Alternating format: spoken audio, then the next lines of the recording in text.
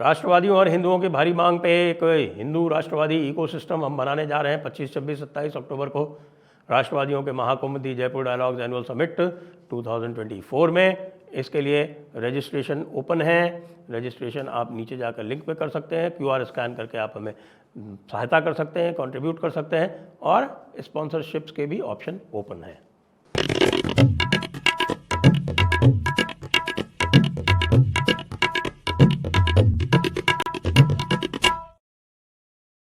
नमस्ते, आप सभी का स्वागत है आज के इस कार्यक्रम में। और आज हमारे साथ हैं अनुपम मिश्रा जी, और हम बात करेंगे चुनाव के बाद की स्थितियों पर। वैसे तो हमारे यहाँ चुनाव जो है एक सतत प्रक्रिया है, लेकिन अभी जो चुनाव हुए हैं हरियाणा और जम्मू कश्मीर के, उसके बाद की क्या स्थितियां बनेगी, इस पर अनुपम जी के साथ चर्चा करेंगे। आपका स्वागत है अनुपम जी।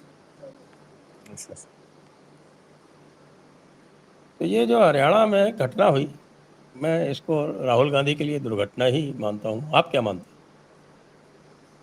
दुर्घटना तो कभी कभी होती साहब, रोज होने वाली चीज को दुर्घटना कहाँ कहते हैं। राहुल गांधी तो ही takes it in his stride. आप देखें ना, वो तो मतगणना से पहले विदेश चले गए भाई बहन घूम। उनको मालूम है नतीजा अगर अच्छा आया तो हमको श्रेय दिया जाएगा, बुरा आया तो हुड्डा के सर पे फोड़ा जाएगा। उनको मालूम है कि हमारे नेतृत्व को कोई चुनौती नहीं है। उन्हें मालूम है कि जीत हार से कोई उनकी जिंदगी पे फर्क पड़ता नहीं है। उन्हें ये भी मालूम है कि उनके जाने से कोई जीतता नहीं है, उनके न जाने से कोई हारता नहीं है। और याद है कैप्टन अमरिंदर सिंह ने कहा था कि मैं पंजाब जीत के दूंगा बशर्ते राहुल गांधी ना आए। राहुल गांधी गुस्से में नहीं गए, उसने पंजाब जीत लिया। वो अलग बात है कि राहुल गांधी की ईगो को ये बर्दाश्त नहीं हुआ और अंततः उन्होंने कैप्टन अमरिंदर सिंह को कांग्रेस से ही निकाल दिया। वो अलग बात है कि उसके बाद कांग्रेस सिद्धू और चन्नी के बीच में फुटबॉल बन के रह गई। तो इसी तरह जब वो कर्नाटक में जीतते हैं तो उसमें DK शिव कुमार की मेहनत थी, सिद्धारमैया थे, लगातार लगे हुए थे। तो राहुल गांधी से कोई लेना देना ही नहीं था। जब वो जितने राहुल गांधी के छत्रप हैं, जहां भी कांग्रेस स्ट्रॉन्ग, जरा सी भी स्ट्रॉन्ग है, राहुल गांधी का लोड नहीं लेते। रेवंत रेड्डी देखे जीता, उसने मोदी की तारीफ करनी शुरू कर दी। मतलब राहुल गांधी की डिक्शनरी में इससे कार्डिनल सिन, ये तो माफ करने मतलब गुनाह कबीरा है, ये तो साहब माफ करने लायक चीज ही नहीं है, पर कर रहा है, वो कर रहा है। अभी आपने देखा कल उमर अब्दुल्ला कह रहा था, मेरे को तो केंद्र सरकार से बड़े अच्छे रिश्ते बना के रखने साहब। हाँ, तो ये जहां पे भी कांग्रेस जरा सी भी स्ट्रांग है, आपने वहां छत्तीसगढ़ में देखा, वहां पे भूपेश बघेल का उन्होंने कहा तुम 2.5 साल रहोगे, उसका टी सिंह देव बन जाएंगे। 2.5 साल बाद बोला बंदा नहीं करना, रिजाइन जाओ। क्या कर लोगे? कुछ नहीं कर पाए। आपने अभी अभी आपने यही गुट्टी पिला दी DK कुमार को कि 2.5 साल रहने दो। और क्या नाम है, सिद्धारमैया को 2.5 साल बाद तुमको बना देंगे। सिद्धारमैया को मालूम है, उनको छत्तीसगढ़ का केस याद था, इसलिए सॉरी DK कुमार को। तो इसलिए अगर सिद्धारमैया के खिलाफ जो भ्रष्टाचार की इंक्वायरी हो रही है और उसके कागजात जिस विभाग से निकले हैं, उन विभागों के मंत्री अगर DK कुमार है, तो ये संयोग नहीं हो सकता है संजय जी, ये संयोग नहीं हो सकता है। वो कागज इस समय कैसे लीक हुआ, कैसे क्या हुआ। हाँ, तो राहुल गांधी का कहीं कोई वो यूपी जैसी जगह जहां 2% वोट है, उसमें तो अजय राय को अध्यक्ष बना दो, किसी को अध्यक्ष बना दो, ना किसी के बनने से फायदा, ना किसी के हटने से नुकसान, ना काहू से दोस्ती, ना काहू से बैर। आप करते रहिए एक्सपेरिमेंट। बाकी आप समझ लीजिए कि राहुल गांधी का लोड तो कहीं भी, अगर कोई क्षेत्रीय छत्र बहुत जगह स्ट्रांग भी नहीं एक पार्टी। आपने मध्य प्रदेश में देखा कमलनाथ ने क्या किया राहुल गांधी के साथ, आपने खुद देखा। आपने अभी हरियाणा में देखा, हुड्डा ने दिखा दिया हरियाणा मतलब हुड्डा। अभी कोई हैसियत नहीं, उसने राहुल गांधी और सोनिया गांधी के कहने के बाद शैलजा को टिकट तक देने से इनकार कर दिया। मतलब टिकट डिस्ट्रीब्यूशन भी आपके हाथ में नहीं। तो आप जहां पे भी जरा सा भी आपका पार्टी स्ट्रांग है, अगर वो ऑर्गेनाइजेशन स्ट्रांग है, छत्रप स्ट्रांग है, तो आपका लोड ही नहीं लेता। रही बात आपके जो इंडी गठबंधन के साथ ही ममता ने कभी लोड लिया नहीं, अखिलेश ने जैसी बदजुबानी की आपने देखा। तेजस्वी तो उनके साथ फोटो ही नहीं खिंचाते। केजरीवाल हर चुनाव के बाद इनको दूर दूर दूर दूर एकदम दूर कर देते हैं। अभी फिर उन्होंने कर दिया। अब मतलब कुल मिलाकर विपक्ष आप मतलब सरकार आपका लोड क्यों लेगी? इंडी गठबंधन वाले आपके सहयोगी आपका लोड नहीं लेते, और कांग्रेस में जो कोई भी ताकतवर है राहुल गांधी का लोड नहीं लेता है। तो राहुल गांधी को मालूम है कि यार मुझको तो बस एक ऐसे घुमाया जाता है जैसे विनेश फोगट को हरियाणा में घुमाया गया था, उसी तरह राहुल गांधी को देश में घुमाया जाता है। और इसीलिए वो खिसिया के बार बार साल में 65 बार विदेश चले जाते हैं संजीव। ये जो आपने जो सारी बातें कही उसमें जो सबसे रुचिकर मुझे नहीं सर, लगी मजाकिया वो लहजे में कही, पर आप वो बताइए नहीं नहीं गलत नहीं नहीं वो कही। बात सही है आपकी। उसमें जो सबसे जो रोचक बात हुई थी वो उमर अब्दुल्ला ने, और उमर अब्दुल्ला ने पहले भी कहा था, जब कैंपेन चल रही थी तब भी कहा था कि भाई ये क्या आ जाते हैं यहाँ पर बार उन्होंने कहा बार घाटी में, you should focus on Jammu, तुम यू कश्मीर क्या शुड करने फोकस ऑन आते हो। जम्मू। लेकिन दुर्भाग्य देखिए, उन्होंने कहा आप जम्मू में जाके फोकस करो, यहाँ क्या करने आते हो। लेकिन राहुल गांधी की 6 में से 5 सीटें कश्मीर से ही आएंगी। आप देखिए कि ये भी, उनको जम्मू में जगह ही नहीं मिली पैर रखने की। जम्मू में भी जो एक सीट जो आई है वो पुंछ की है, जो पूरी तरह से उनकी और मुस्लिम उनका सीट है। मुस्लिम कैंडिडेट है। और जबकि हम्म। जम्मू में क्या क्या वादे किए थे कि स्मार्ट मीटर उखाड़ देंगे, बिजली चोरी अलाउ कर देंगे, ऐसे वादे तो मैंने कभी किसी चुनाव अभियान में सुना ही नहीं थे। हाँ, लेकिन लेकिन लोगों ने स्मार्ट स्मार्ट मीटर को भी नकार दिया। अब थोड़ा सा जो हरियाणा इलेक्शन का जो हुआ वो सारे एग्जिट पोल्स को धूल चटा गया। हम बच गए क्योंकि इस बार हमने कोई पोल किया ही नहीं हरियाणा में। तो क्या देखिए, वहां पर भी जो वो होता है ना कि साहब कि आ रहे हैं अखिलेश, तो वहां हो गया कि आ रहे हैं हुड्डा, ऐसा कुछ हो गया। लगा लगातार हर चैनल पे आपने देखा, मैं कह रहा हूँ कि आ रहे हैं अखिलेश, नारा नहीं धमकी लगता था, इस बार वही चीज आ रहे हैं हुड्डा हो गया। एक्चुअली हुड्डा के राज में खाप पंचायतों का बड़ा जोर हुआ करता था, और दलितों पे खास तौर से बहुत ही ढेर सारी घटनाएं हुई थी दलितों को लेकर। तो अब ऐसे में जब ये हवा बनने लगी, हुड्डा साहब आ रहे हैं, हुड्डा साहब आ रहे हैं, हुड्डा साहब आ रहे हैं, तो फिर दलितों का एक हिस्सा आपने देखा कई सीटों में भाजपा की तरफ भाग खड़ा हुआ। तो उसमें जाहिर सी बात है भाजपा को फायदा भी हुआ। आप देखिए 1% से कम वोट डिफरेंस है, और उन्होंने उसको जीत लिया है, और सीटों में इतना फर्क आ गया। देखिए एक चीज और भी है, वैसे तो इसमें दो राय नहीं है कि पूरा चुनाव इनकी बेवकूफी में, जिसे कहना चाहिए कांग्रेस की बेवकूफी में, जाट वर्सेस नॉन जाट बन गया। लेकिन जो जाट की जो बेल्ट्स हैं, मैं तो देख रहा हूँ कि वहां भी कांग्रेस भाजपा ने ठीक ठाक परफॉर्म किया है। मैं देखिए, मैंने इसको कहीं नोट किया था कि जो साहब जो जाट बेल्ट्स हैं, वहां भी भाजपा का प्रदर्शन बुरा नहीं रहा है। ये देखिए, मैं वो बागल बेल्ट है जहां पे 21 सीटें जाटों की, उसमें 8 सीट पिछली बार आई थी, 8 सीट इस बार आई। देशवाल में 14 में से 2 सीट पिछली बार आई थी, इस बार देशवाल में 4 सीट हो गई। अहिरवाल बेल्ट में 11 में से 10 निकाल दिया आपने। साउथ हरियाणा जो गुजर बेल्ट है 9 में से 7 निकाल दिया आपने। बस मेवात की तीन सीटें आप पहले भी हारते थे, आज भी हारे, आगे भी हारेंगे, मुस्लिम बाहुल्य। क्योंकि आपने कल देखा कि बहुत रोलर कोस्टर राइड रहा कल का, जो पूरी जनगणना रही। शुरुआत पोस्टल बैलेट से हुई, लगा कांग्रेस स्वीप कर रही है, फिर बराबर आई, फिर नीचे गई। लेकिन एक प्रत्याशी ऐसा था जो एक राउंड में भी पीछे नहीं हुआ, और जिसने मेरी जानकारी में हरियाणा में सबसे ज्यादा मतों से जीतकर रिकॉर्ड बनाया, उसका नाम है ममन खान। क्योंकि उसने अपने अपने अपने लोगों को वादा किया था कि अगर कांग्रेस सत्ता में आ गई तो हम हिंदुओं को मेवात से निकाल देंगे। तो जैसे 1946 में जिन्ना ने वादा किया था कि हमको जिता दो, हम पाकिस्तान बना देंगे, साहब झाड़ वोट मिल गया। उसी तरह ममन खान का भी आप देखिए, पहले राउंड से लेके आखिरी राउंड तक बंदा एक बार पीछे नहीं हुआ, और हुड्डा से ज्यादा और नायब सिंह सैनी से ज्यादा, करीब 1.25 लाख वोट या कितने वोट से वो जीता। तो ये भी बहुत कुछ कहता है सर। 98,441। बताइए, क्या इससे बड़ी कोई जीत है क्या हरियाणा में जैसे? वैसे भी हरियाणा में कॉन्स्टिट्यूंसी छोटी है, और छोटी इतनी है, बड़ी लेकिन बड़ी। ममन खान का वादा सुने और उसकी सबसे बड़ी जीत देखें, ये बहुत कुछ कहता है। बिल्कुल बिल्कुल बिल्कुल। अब ये बताइए, जैसा मैं सुन रहा हूँ और कल मैं देख भी रहा था, कुछ चैनल्स पे ये बात चल रही थी, उत्तर प्रदेश के हवाले से चल रही थी, और ये था कि साहब के अब तो समाजवादी पार्टी वाले अखिलेश जी जो हैं वो ज़्यादा कॉन्फिडेंस में आ जाएंगे और अब कांग्रेस को भाव नहीं देंगे। पहले अब क्यों भाव दे रहे थे? देखिए, लोकसभा में जरूरत थी, इसमें दो राय नहीं, लेकिन एक बात समझे, केवल अखिलेश यादव की बात नहीं है। कल सबसे पहला जिसे साल्वो जिसको कहना चाहिए फायर किया, सबसे पहला जो तीर चलाया वो केजरीवाल ने चलाया।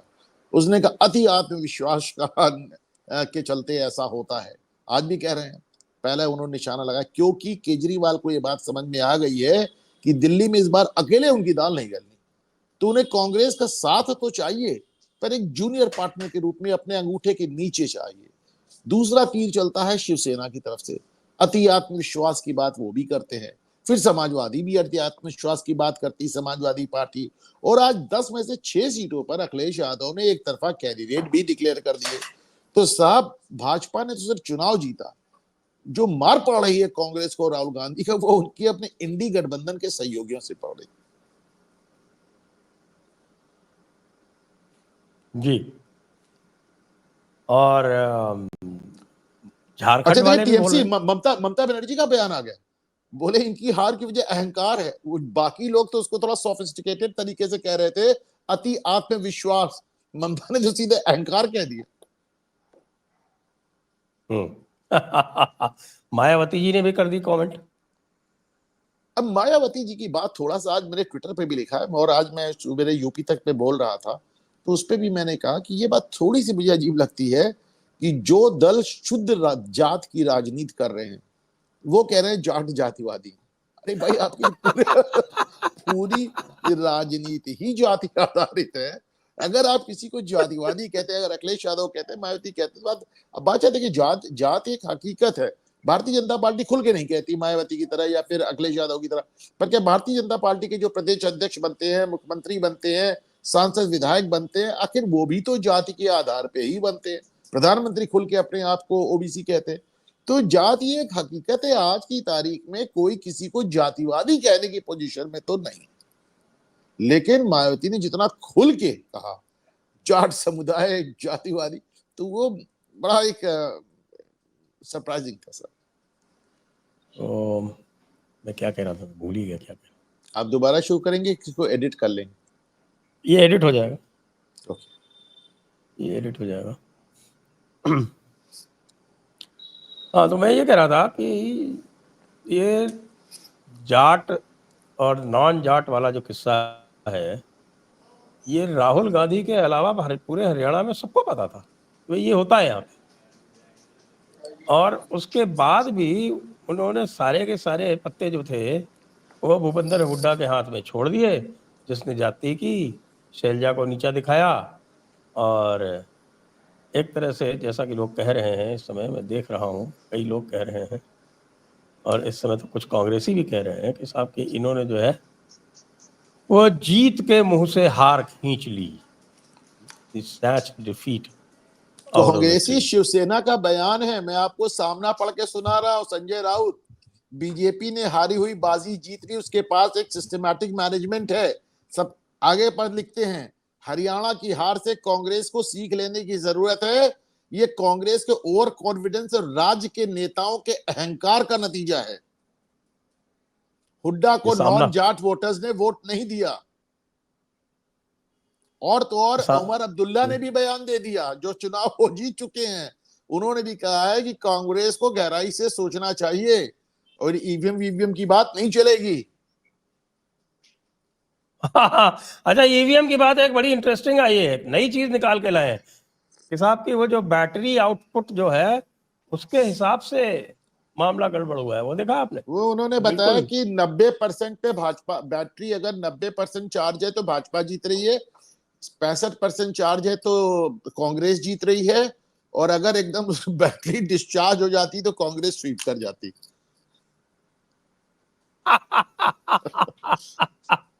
इसका मतलब ये है, बैटरी डिस्चार्ज होने का मतलब तो ये है कि ईवीएम काम नहीं करे, बैलेट पेपर से पड़े तभी जीत सकती है। एक्चुअली चस्का तो वही लगा है ना, जब वो बैलेट बॉक्सेस में इंक डाल दी जाती थी, जब बैलेट बॉक्सेस लोग के भाग जाते थे, जब लालू यादव कहते थे बैलेट के डब्बे से जिन्न निकलेगा, आदत तो वही लगी हुई है ना सर। पूरे देश के राजनीतिक परिदृश्य पर क्या प्रभाव देखते हैं? देखिए साहब, पहली बात तो अभी उत्तर प्रदेश के उपचुनाव से लेके, दिल्ली से लेके, महाराष्ट्र से लेके झारखंड तक डेफिनेटली असर आएगा, क्योंकि एक मोराल का असर आता है। एक जो आप लोगों को लग रहा था कि तब आपको लग रहा था कि साहब भाजपा का करिश्मा समाप्त हो गया, मोदी का करिश्मा समाप्त हो गया, और जो बार बार जिस बात पे प्रहार किया जा रहा था, एक बात जिसको विपक्ष लगातार पकड़े हुए था कि डबल इंजन की अवधारणा फेल कर गई। तो Nayab Singh Saini has pass the acid test. Nayab Singh Saini को मैं मानता हूं, चूंकि वो ओबीसी बिरादरी से भी आते हैं, क्योंकि उन्होंने इतना बड़ा चमत्कार कर दिया है कि जिस राज्य में कोई पार्टी तीसरी बार नहीं जीती, उसमें वो पूर्ण बहुमत ले आए, पिछली बार से ज्यादा ले आए। मैं मानता हूं कि शिवराज सिंह चौहान के केंद्र में जाने के बाद राज्यों के स्तर पर जो एक ओबीसी, एक अच्छे मुख्यमंत्री, मोहन यादव को आपने बैठाया, अभी तक उन्होंने कोई चमत्कार नहीं किया, नायब सिंह सैनी ने चमत्कार करके दिखा दिया है। तो he can be a big leader in the times to come. वो तो समय बताएगा खैर, लेकिन उनके पास एक अच्छा मौका है, पहली बात। दूसरी बात, जो एक मोमेंटम बना है, वो मोमेंटम आपको दिल्ली, महाराष्ट्र और झारखंड तीनों जगह नजर आएगा, उत्तर प्रदेश के उपचुनाव में भी नजर आएगा। लेकिन संजय सर, एक बात जिसके बारे में कोई बात नहीं कर रहा है, and I am very surprise, अपने चैनल घूमता आईना में आज मैं इस पे बात करूंगा, और आज मैंने इसे ट्वीट भी किया। देखिए, जो सबसे बड़ी, जिसे मुझे लगता है कि भारतीय जनता पार्टी की उपलब्धि है इस बार, वो है आरएसएस से दोबारा मेल हो जाना। ये हरियाणा में आपको आरएसएस कमोबेश उसी तरह काम करती नजर आई जैसी वो भाजपा के साथ हमेशा कमिटेड रहती थी। लोकसभा चुनाव में हमने देखा आरएसएस नजर नहीं आ रहे थे, कहीं कोई नजर नहीं आ रहा था, और यहां तक कि जेपी नड्डा साहब ने तो बीच चुनाव में कह दिया कि हमें आरएसएस की जरूरत ही नहीं है। लेकिन हरियाणा में जमाने बाद पार्टी और आरएसएस के बीच में वही तारतम्य, वही सामंजस्य नजर आया जो कि आम तौर पे होता है। और अगर ये चीज आगे टिक जाती है तो मैं समझता हूं कि बीजेपी का सबसे बड़ा टेक अवे यही होगा। जी। इसके अतिरिक्त जो एक आपने सही कहा कि भाई मोदी के ऊपर बहुत सारे प्रश्न चिन्ह लगने लगे थे, तो ये तो कहा जाएगा जो आपने बताया कि भाई ये आरएसएस का जो है एक संगम वापस हो गया, और डबल इंजन की बात भी वापस आ गई। डबल इंजन की बात वापस आ गई, तो मोदी ने कोर्स करेक्शन तो किया, ये तो मानना पड़ेगा। कोर्स करेक्शन तो, आज मैं मोदी का बयान देख रहा हूं, एक सेकेंड कहां गया, मैं तो साहब उनका बयान देख के दंग रह गया। आज उन्होंने बाबा का बयान दोहरा दिया, कटोगे तो पटोगे। तो आप देखिए, मोहन भागवत भी वही बात कह रहे हैं, कटोगे तो पटोगे। अच्छा, बाबा ने बयान दिया, योगी आदित्यनाथ ने बयान दिया, कटोगे तो पटोगे, उसके बाद मोदी ने उसको दोहराया, उसके बाद मोहन भागवत ने दोहराया। आप लोग उनको दोहरा रहे, तब तक बाबा एक कदम और आगे चले गए। भाई मुझे याद नहीं आता, किसी जमाने में बाल ठाकरे इस तरह की बात करते थे जरूर, लेकिन और कोई मुझे नजर नहीं आता कि उत्तर प्रदेश जो देश का सबसे बड़ा राज्य है, उसका 7 साल का मुख्यमंत्री, इतना बड़ा कद है योगी का, जो ब्रांड बन चुके हैं, उनकी आप कल बात सुने जब वो कहते हैं कि धर्म की रक्षा के लिए हिंसा जायज है, और ये भी कहते हैं शास्त्र सम्मत है। मुझे याद दिला दे गांधी किस देश में, मतलब यहाँ पे युद्ध नहीं बुद्ध की बात कर रहे हैं प्रधानमंत्री, गांधी का देश कहला रहा है, उसमें योगी आदित्यनाथ का ये बयान कितना क्रांतिकारी है। सिर्फ इतना ही नहीं कहते, वो ये भी कहते हैं कि कुछ लोग, एक समुदाय हमारे देवी देवताओं के मंदिर तोड़कर हमारे महापुरुषों को गाली देना अपना जन्म सिद्ध अधिकार समझता है, पैदाइशी हक समझता है, उन सबको है उनकी चेतावनी दे किताब रहा में लिखा हुआ है साहब, है। हाँ तो वही उनकी कहते हैं किताब में ना, लिखा हुआ है। हाँ तो वही कह रहे योगी, और सीधे सीधे कह रहे हैं चेतावनी दे रहा हूं, समझ जाओ वरना उल्टा। तो आप देखें, आप बताएं सर, आप बताएं मुझे कि आपको याद आता है कि खुलेआम इस तरह का बयान और इस तरह की चेतावनी पहले कभी योगी के कद के नेता ने दी हो? देखिए, बाल ठाकरे दिया करते थे, लेकिन वो किसी मैंने पद कहा पर बस नहीं बाल थे। ठाकरे, बाल ठाकरे बहुत अनएक्सपेक्टेड, नहीं, लेकिन वो किसी पद पे नहीं थे, ये बड़ा इंपॉर्टेंट वो किसी डिफरेंस है। पद पे नहीं थे। और मैंने कहा ये उत्तर प्रदेश देश का सबसे बड़ा राज्य, उसके 7 साल 7.5 साल के मुख्यमंत्री, अपने आप में ब्रांड, और उनका सोचे। माय पॉइंट इज कि योगी ने एक बयान दिया, कटोगे तो बटोगे, अब वो प्रधानमंत्री ने पकड़ा, मोहन भागवत ने पकड़ा, और सोचा सब लोग, तब तक योगी और आगे बढ़ गए, तब तक योगी और आगे बढ़ गए और सीधे चेतावनी देने लगे। तो उन्होंने बता दिया कि धर्म की रक्षा के लिए शस्त्र उठाना हमारे शास्त्र कहते हैं। शस्त्र बिल्कुल कहते शास्त्रों हैं में, तो, हाँ बिल्कुल एकदम, पूरी और उन्होंने पूरी जोड़ दिया भगवत बड़ा, गीता उसी पे है साहब। पूरी भगवत, अरे साहब हमारी तो माँ सरस्वती को छोड़ के कोई भगवती, कोई देवी ऐसी नहीं जिनके हाथ में शस्त्र ना हो, कोई भगवान ऐसे नहीं जिनके हाथ में शस्त्र ना हो साहब। तो वो तो जाने दें आप, हमारे यहाँ तो शस्त्र, मतलब रथ के पहिए को भी शस्त्र की तरह इस्तेमाल किया भगवान कृष्ण ने, वो तो बात ही खत्म है। तो वो, लेकिन योगी जैसे कह रहे हैं, मेरे लिए ये इतना आश्चर्यजनक है। मुझे 77 साल में, हो सकता है कोई स्वतंत्रता के पहले कहता हो, कभी मैंने हिंदू महासभा के नेताओं के मुझसे भी ऐसी जुबान नहीं सुनी जैसे कल योगी ने कहा। मेरा कहना है, योगी लगातार एक बड़ी लाइन खींच रहे हैं, योगी लगातार एक बड़ी लाइन खींच रहे हैं और इसे कोई माने या ना माने, योगी आज एजेंडा तय कर। आपकी नहीं, आवाज योगी फिर बड़ी चली लाइन खींच रहे हैं, योगी योगी बड़ी बड़ी लाइन लाइन खींच खींच रहे रहे हैं। हैं। और देखिए हरियाणा में जहां जहां वो गए 65 से 70 परसेंट सीटें वहां जीती। जम्मू में जहां जहां वो गए वहां 90% सीटें जीती। और इतना क्लियर कट है उनका वो कि जम्मू में गए और इतनी ढेर सारी सभाएं करके आए और कहा कश्मीर का ना वेस्ट ऑफ टाइम, मुझे जाना ही नहीं, उनसे वोट मांगना ही नहीं। तो कश्मीर गए ही नहीं, जम्मू में गए सभा करके वापस। वैसे चलिए अब थोड़ा जम्मू कश्मीर की भी बात करें। इसमें तो जम्मू कश्मीर में जो स्थिति है, मैं तो आज से नहीं पिछले 5 वर्ष से कह रहा हूँ कि भाई कृपा करके आप लोग जो है ये जिहादियों का हृदय जीतने की जो भी आपका उद्यम है इसे बंद करें। ये कभी नहीं होगा। जो कुछ भी आप यहाँ पर शांति स्थापित कर पाए हैं वो शांति इसलिए स्थापित है क्योंकि आपने यहाँ पर दंड नीति का प्रयोग किया। और यदि लॉन्ग टर्म में आपको जम्मू और कश्मीर की जो भी बची हुई हिंदू डेमोग्राफी है उसको यदि सिक्योर करना है तो कृपा करके जम्मू को अलग राज्य बना दें। जम्मू कश्मीर का जो चुनाव है वो 2 अलग अलग चुनाव है, वो एक चुनाव है ही नहीं, वो एक ज्योग्राफी भी नहीं है, दोनों ज्योग्राफीज अलग अलग हैं। तो आप सोचते हैं कि ये जो परिणाम आया है इससे कोई जम्मू वालों की डिमांड को किसी प्रकार का कोई सहारा मिलेगा कि उनको अलग राज्य का दर्जा दिया जाए? पहली बात तो सर मैं बात को वहां से पिकअप करता हूं जो अभी आपने कहा कि जम्मू और कश्मीर में जो कुछ आप कर रहे हैं उससे कोई फर्क नहीं पड़ेगा, सिर्फ आपकी दंड नीति ही चलेगी। पहली बात जान लें कि साहब जम्मू जो कश्मीर है वो यूपी से ज्यादा संपन्न है, बिहार से ज्यादा संपन्न है, उड़ीसा से ज्यादा संपन्न है, बंगाल ज्यादा संपन्न, लेकिन उसका टैक्स इनपुट 0.2% है। सब कुछ वहां कैश में डील होता है तो टैक्स देता नहीं। लेकिन आम हिंदुस्तानी पर भारत सरकार जितना खर्च करती है उसकी 13 गुना एक कश्मीरी पे खर्च कर रही है।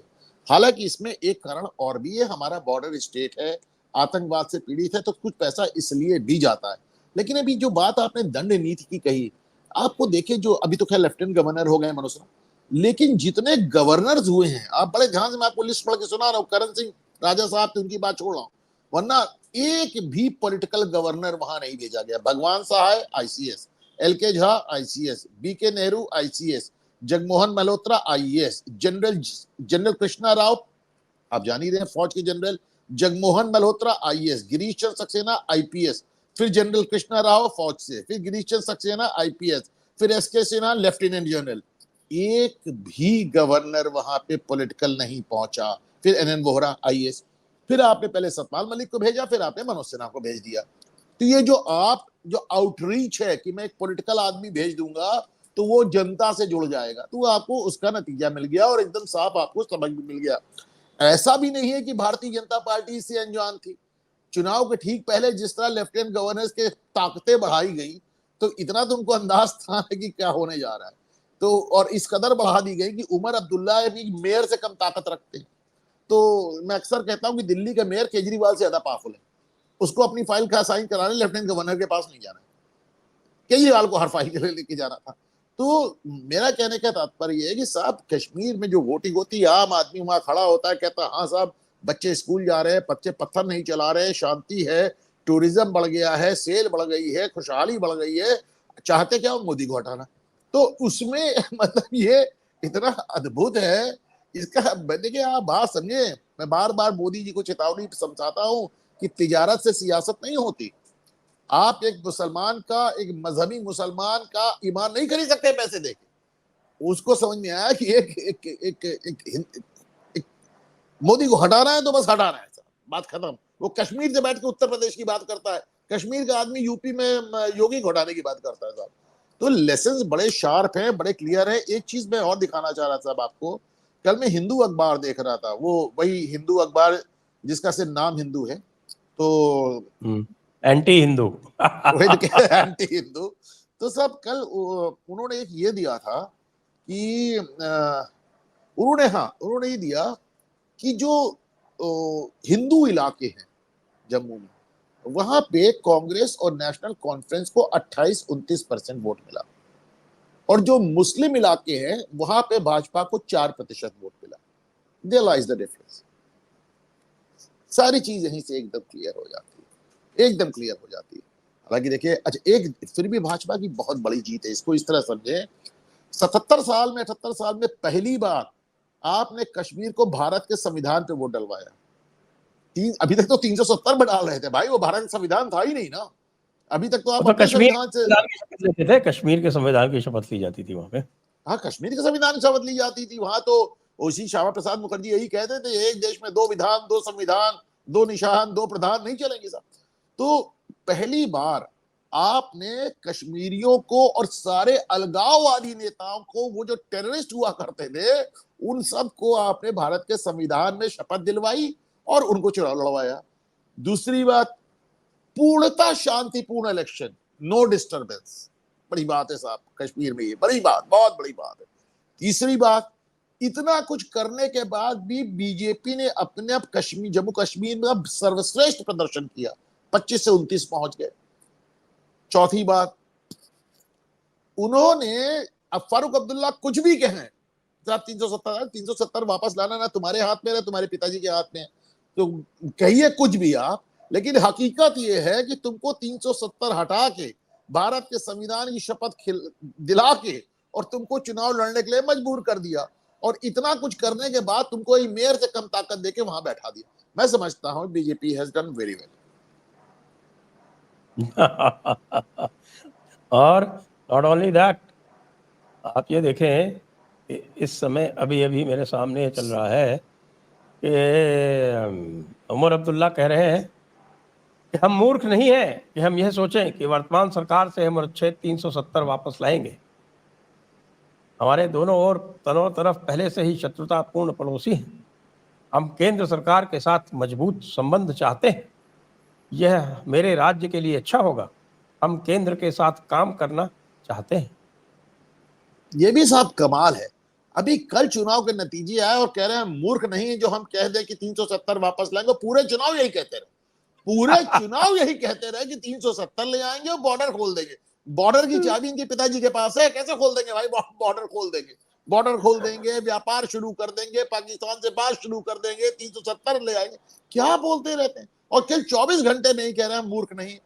तो ये बात सच है कि उमर अब्दुल्ला मूर्ख नहीं है, लेकिन ये बात भी सच है कि वो मूर्ख बना रहे थे चुनाव में। हालत इतनी खराब थी कि हाथ में टोपी लेके घूम रहे थे, मेरी इज्जत तुम्हारे हाथ में। वैसे ये तो कहा गया है, और लगातार ये देखा जाए कि भाई जो कश्मीर का जो भी पॉलिटिशियन होता है, उसके लिए सबसे पहले शेख अब्दुल्ला के लिए कहा था बीएन मलिक ने। बीएन मलिक जो थे वो आईबी के चीफ हुआ करते थे, आपको ध्यान है, नेहरू जी के समय। तो उन्होंने कहा था कि भाई शेख अब्दुल्ला जब कश्मीर में होते हैं तो वो पूरी तरह से एक कम्युनलिस्ट होते हैं और पूरी तरह से इस्लामी होते हैं। जैसे ही वो जम्मू में जाते हैं वो कम्युनिस्ट हो जाते हैं, और जैसे ही दिल्ली में कदम रखते हैं वो राष्ट्रवादी हो जाते हैं, नेशनलिस्ट हो जाते हैं। साहब इसमें कौन सी नई बात है? ओवैसी और पार्लियामेंट के अंदर संविधान की बात करते हैं, बाहर निकल के 15 मिनट मांगते हैं।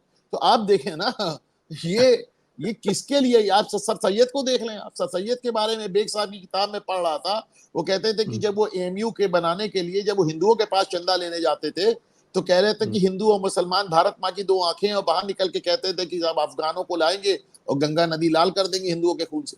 तो वो तो सबके साथ एक वही बात है ना। आप बताएं मुझे, एक आदमी बताएं। इकबाल कहते थे कि साहब चीनो अरब हमारा, हिंदुस्तान हमारा, मुस्लिम है हम, वतन है सारा जहां हमारा। और उसके पहले कहते थे कि साहब हिंदी है हम, वतन है हिंदुस्तान हमारा। उन्होंने बदल दिया। तो साहब ये तो, मुझे एक एक्सेप्शन नहीं, जिन्ना तो सबसे पहले उससे और आगे बढ़ जाइए ना। हिंदू मुस्लिम यूनिटी का एम्बेसडर कहलाते थे जिन्ना, और आपने देखा उन्होंने क्या किया। तो एक भी मुझे नेता इसमें, इकबाल ने तो बाद में शिकवा और जवाब शिकवा भी लिखी थी। मैंने दोनों देखा, शिकवा जवाब शिकवा दोनों देखा मैंने उनका। हाँ, तो इकबाल ने भी अपने कलर बदल लिए साहब, एकदम बदल लिए। तो माय पॉइंट इज, मुझे एक नेता बना दे, एक नेता बता दे जिसने ये काम। फारूक अब्दुल्ला का तो मैं देखता था, उस शेख अब्दुल्ला का मैं देखता था कि साहब यहाँ से बड़ी बड़ी बातें करके जाते हैं, उनके बारे में पढ़ता हूँ, और वो जब भी कोई सभा करते थे कश्मीर में तो 5 बार कलमा पढ़ा देते थे। तो उनका वो, उन्हें मालूम था किससे किस जुबान में बात करनी है। जब वो सिक्योरिटी काउंसिल के लिए बोलते थे तो कुछ और बोलते थे, जब वो कश्मीरी आवाम से बोलते थे कुछ और बोलते थे। तो वो एक फोक टंग वाला मुहावरा अंग्रेजी में, तो अलग अलग जुबानें उनके पास रहती थी हर अलग अलग लोगों से बात करने के लिए। वही काम उमर अब्दुल्ला भी कर रहे हैं। और मेरा जरा सी प्रॉब्लम आती, बाप बेटे लंदन भाग जाते थे, जरा सी प्रॉब्लम आती है बाप। अभी तो आज मैं फोटो में ये भी देख रहा था कि फारूक अब्दुल्ला बोल रहे थे और उनका सारा इंतजाम निधि राजदान कर रही थी, तो वो फोटो भी बड़ा वायरल इस समय ट्विटर पे। तो इनका देखिए, बात समझिए, एक बहुत छोटी बात मैं इसमें जोड़ना चाह रहा हूँ सर।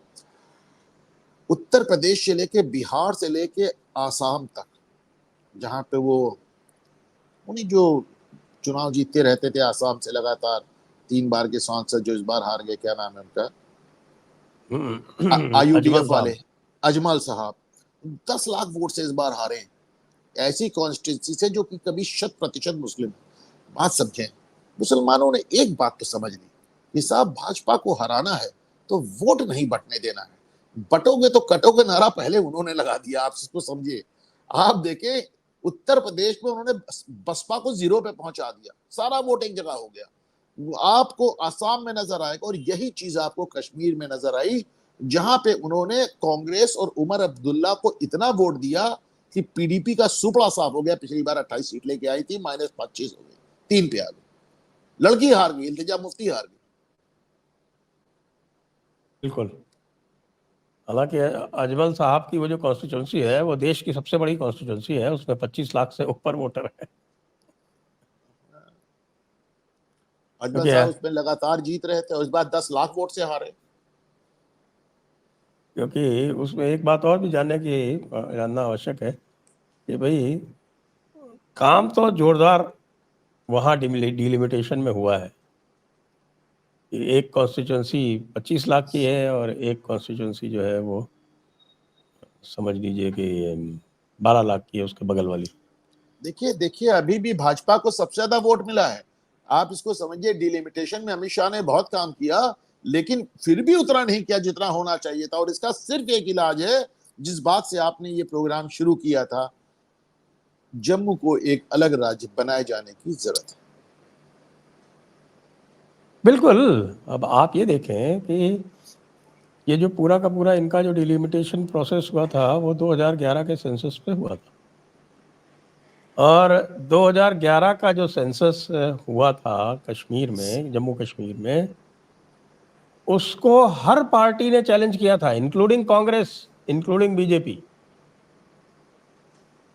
और इन्होंने उसी को बेसिस बना दिया इस डिलिमिटेशन का, क्योंकि सबको पता है कि वहाँ के 2011 का जो सेंसस हुआ था वो पूरी तरह से फ्रॉड किया गया था उसके अंदर।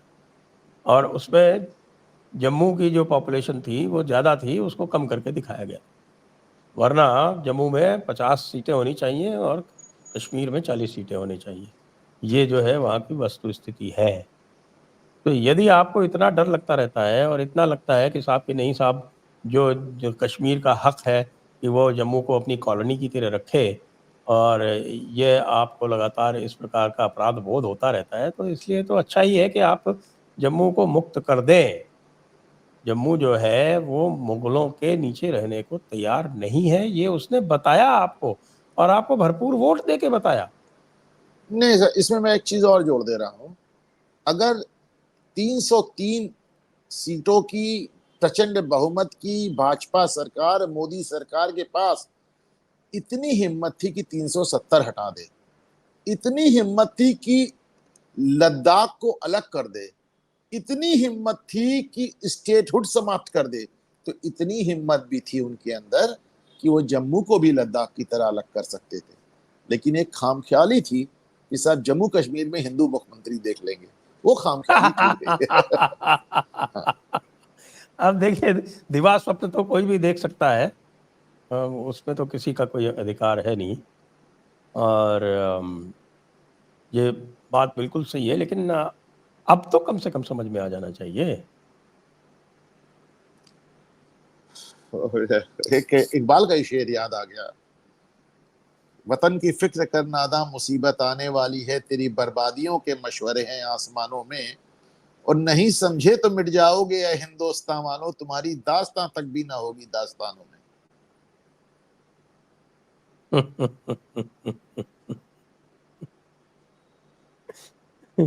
अब चलते हैं थोड़ा सा आगे, जो इसका परिणामों का जो असर होने वाला है आगे आने वाले 4 चुनावों पर, जिनमें से 2 तो तुरंत होने वाले हैं, महाराष्ट्र और झारखंड, 2 थोड़ा बाद में होंगे, दिल्ली और बिहार। आपका क्या आकलन? दिल्ली में केजरीवाल की हालत खराब है, उनको मालूम है कि इस बार वो गड़बड़ा सकते हैं, और वो इसीलिए कांग्रेस पे पूरी तरह दबाव बना रहे हैं कि गठबंधन भी हो जाए, हमारी शर्तों पे भी हो जाए। गांधी परिवार कुछ इस कदर भयभीत तो निराश है कि वो हर उस आदमी से समझौता करने को तैयार है जो उसे गालियां दे रहा है। केजरीवाल कहते थे कि सोनिया गांधी को घसीट के थाने लाओ, 3rd डिग्री तो सब बोल देंगी। आज वो वही सोनिया गांधी केजरीवाल के लिए रैली कर रहे हैं। ममता बनर्जी ऐसे, जिस तरह वो गांधी परिवार से बात करती हूँ, आपने देखा ही, वो कांग्रेस के लिए क्या कहती है, आज भी कहा है, लेकिन वो ममता बनर्जी के लिए भी पीछे लगे रहते हैं। अखिलेश यादव वगैरह से तो इनकी जो बदजुबानी हुई, इसके बाद अखिलेश, उनके पास कोई चॉइस नहीं है, आप समझ ले साहब। तो कांग्रेस हर हालत में उसको जो जो कुछ भी कहा जाएगा वो दूसरे डिक्टेशन लेना पड़ेगा। लेकिन जो सबसे इसमें फंसा हुआ चुनाव, और ऐसा चुनाव जिसको समझ पाना सचमुच मुश्किल है, वो महाराष्ट्र का चुनाव। क्योंकि मतलब जितने लेयर दर लेयर मुझको महाराष्ट्र में नजर आ रही है, उतनी तो मुझे हरियाणा में और कहीं नजर नहीं आई, यूपी तक में नजर नहीं आई साहब। तो महाराष्ट्र का चुनाव वास्तव में इंटरेस्टिंग है। और जब ऐसे चुनाव में आप जा रहे हैं जब किसी के पास कोई ऐसी ताकत नहीं है कि वो चुनाव को एकदम काट के अलग कर दे, तो ऐसे में हरियाणा का मोमेंटम डेफिनेटली महाराष्ट्र में आपको मदद करेगा। This something called momentum, mass into velocity. तो साहब ये मास आपके पास पहले से था, वेलोसिटी भी आ गई, बढ़ गई है। तो ये जो हरियाणा का मोमेंटम है, ये आपको महाराष्ट्र में डेफिनेटली डेफिनेटली मदद करेगा। एक चीज और नजर आ रही है संजय सर, कि जितने अभी जैसे मैं अभी सामना पढ़ रहा था, मैं संजय राउत को सुन रहा था, मैं उमर अब्दुल्ला को सुन रहा था, मैं ममता को सुन रहा था, मैं केजरीवाल को, सब मुझे ये भी नजर आ रहा है साहब कि कहीं ना कहीं भाजपा का जो मोमेंटम बढ़ा है वो तो बढ़ा ही है, विपक्ष एकदम से सतर्क हो गया है। जो 4 जून के बाद लंबी तान के सो रहा था, उसे लग रहा था कि साहब भाजपा का तो मैंने ठीक कर दिया, वो एकदम से सतर्क हो गया है। और वो भी कहीं ना कहीं आपको एकदम डिमोरलाइजेशन, मतलब आप एकदम बड़ी डिमोरलाइज्ड हो रहे हैं। आप देखें सबके सब परेशान है कि हो क्या गया, कि ये मान के चले, it was a forgone conclusion लग रहा था। हरियाणा में तो योगेंद्र यादव कहते थे ना, केवल 3 ऑप्शन है, कांग्रेस की हवा चलेगी, कांग्रेस की आंधी चलेगी, कांग्रेस की सुनामी चलेगी। तो भाई तो किसी ने, मैंने जब इसको ट्वीट शेयर किया तो किसी ने लिखा भी कि शायद वो कहना चाह रहे थे कि कांग्रेस की हवा निकल जाएगी, तो हवा चलेगी। तो बहरहाल विचित्र विचित्र बातें कर रहे हैं ईवीएम को लेके। मेरा कहने का तात्पर्य सिर्फ ये कि बीजेपी फाइनली उसके साथ मोमेंटम आ गया है, वो मोमेंटम जो 4 जून के नतीजे से उसने खो दिया था। और विपक्ष सतर्क, भयभीत भी नजर आ रहा है। और जिस तरह आज अखिलेश यादव ने एक तरफा कैंडिडेट्स को डिक्लेयर किया है, 10 में से 6 कैंडिडेट्स को डिक्लेयर किया है, कांग्रेस 5 सीट मांग रही थी, तो ये भी दिखाता है कि अब तमाम लोगों का कांग्रेस के ऊपर बहुत प्रेशर भी होगा, बहुत ज्यादा प्रेशर होगा। और एक आखिरी बात, लोकसभा चुनाव से विधानसभा चुनाव को आंकने की गलती नहीं करनी चाहिए। मेरा ख्याल से हरियाणा का एक बड़ा टेक अवे ये भी है। जी हाँ, ये आपकी बात सही है, जो आपने कहा ना कि ये फॉरगॉन कंक्लूजन था, किसी को कोई संदेह भी नहीं था। अब हम लोगों ने तो देखा कि भैया ये फॉरगॉन कंक्लूजन है, तो हमने तो इस बार अपनी एनर्जी ही नहीं लगाई इसमें। नहीं तो हम चुनावों का विश्लेषण करते हैं, आप जानते हैं, सर्वे वर्वे भी करते हैं। हमने बिल्कुल कोई एनर्जी नहीं लगाई इसमें, भाई ये तो हो गया, ये तो भाई जा रहा है, हुड्डा जी जीत लेंगे। सोचिए लेकिन सोचिए सोचिए, हम लोग को तक को कंफ्यूज करके रखा था अब क्या माहौल पूरी तरह क्या से माहौल बिल्कुल बनाया 100%. था। I have no hesitation in admitting that. लेकिन इसमें साहब परसों को मुझे नायब सिंह सैनी का बयान याद आ रहा है। आप देखिए इतने मतगणना के 12 घंटे पहले बंदा कह रहा था कि नतीजे आने दीजिए, इस बार हमको किसी दुष्यंत चौटाला की जरूरत नहीं पड़ेगी। यह है, देखिए हरियाणा के बारे में इतना अनुभव रखने वाले हमारे ओंकार चौधरी जी भी बात खा गए. वो तो बिल्कुल पक्के थे कि नहीं नहीं ये तो कोई चांस ही नहीं है भाजपा का. अभी आज उनसे भी चर्चा है. ओंकार जी कह रहे तो थे इस बात को कि अगर वाइप आउट नहीं हो तो यही अपने आप में बड़ी सफलता है। हाँ, तो ये जो था ये बिल्कुल जो अब हम जानकारी कर रहे हैं. मेरे पास एक फ़ोन आया, मैंने कल अपने एक टॉक में इसका जिक्र भी किया था, चर्चा की थी इसकी.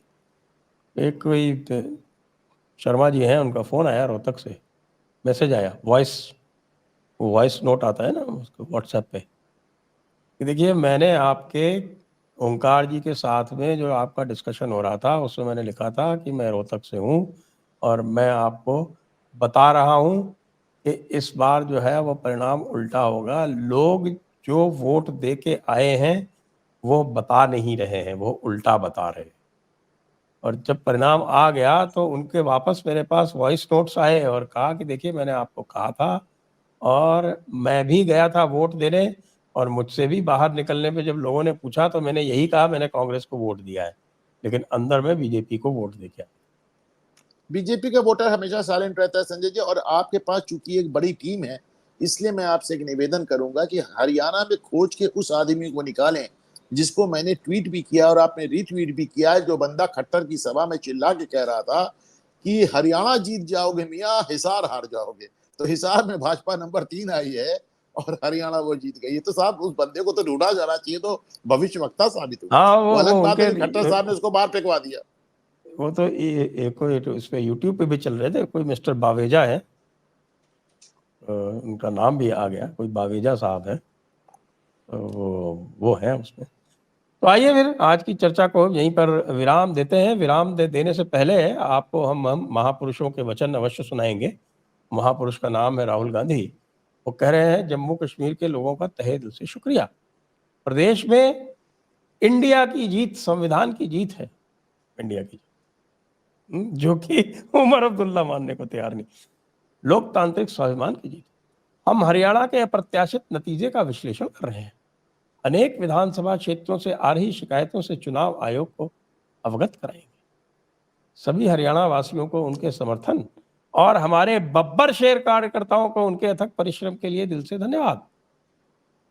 और हक का, सामाजिक और आर्थिक न्याय का, सामाजिक और आर्थिक न्याय का, सच्चाई का यह संघर्ष जारी रखेंगे. आपकी आवाज बुलंद करते रहेंगे. जी आप कुछ कह रहे थे. मैं बताना चाह रहा था कि जम्मू कश्मीर में जो सबसे बड़ा एक जिसे कहना चाहिए एक फैक्टॉइड सामने आया, वो ये है कि नेशनल कॉन्फ्रेंस ने जितनी सीट लड़ी थी और जितनी सीटें जीती, उनका सक्सेस रेट, उनकी सफलता दर 80% है. और राहुल गांधी ने जितनी लड़ी थी और जितनी जीती, उसके हिसाब से इनकी असफलता दर 80% है. तो फारूक उबर उबर अब्दुल्ला की सफलता दर 80% है, वहीं पे राहुल गांधी की असफलता फेल्योर रेट 80% है. ये तो सभी जगह होता है. आपको याद होगा 2020 का जो चुनाव हुआ था बिहार का, वो तेजस्वी यादव हारे ही इसीलिए थे कि उन्होंने 70 सीटें दे दी थी इनको. अब ये भी देखिए कितनी कमाल की बात है, राहुल गांधी धीरे धीरे 65-70 चुनाव इतना इतना हार लिए हैं कि अब उनकी हार पे अगर कोई आदमी गणित निकालता है तो लोग कहते हैं इसमें कौन सी बड़ी बात है, तो हमेशा होता है. तो अब उन्होंने हार को साहब नॉर्मलाइज कर दिया है. देखिए ये भी कमाल की बात है. आइए आज की चर्चा को अब यहीं पर विराम देंगे. सभी दर्शकों का बहुत बहुत धन्यवाद. अनुपम जी आपका भी बहुत बहुत धन्यवाद. जय हिंद, जय भारत, वंदे मातरम. वंदे मातरम.